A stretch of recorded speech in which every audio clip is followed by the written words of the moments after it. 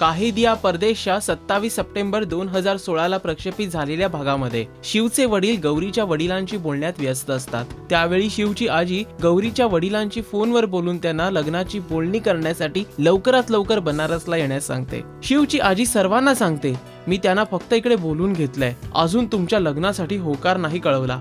गौरी आणि तिचे कुटुंबीय बनारसला जाण्याची तयारी सुरू करतात। शिवची आजी शिवला अट घालते, तू गौरी आणि तिच्या कुटुंबियांना आपल्या घरचा पत्ता सांगायचा नाहीस किंवा त्यांना बनारस स्टेशनला आणायला देखील जायचं नाहीस। निशा शिवच्या आईला कॉल करून सांगते की शिवच्या आजीनं गौरी आणि शिवच्या लग्नाची बोलणी करण्यासाठी बनारसला बोलून घेतलंय। शिवची आई हे ऐकताच खूपच संतापते। ती याचा जाब शिवच्या आजीला विचारते।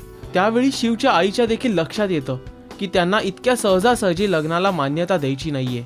गौरी आणि तिचे आई वडील ज्यावेळी रेल्वे स्टेशनला पोहोचतात त्यावेळी त्यांना शिव किंवा त्याच्या कुटुंबियांपैकी कोणीच दिसत नाही। गौरी शिवला कॉल करते, मात्र शिवचा मोबाईल त्याच्या आजीकडे असल्यामुळे ती कॉल रिसीव्ह करत नाही।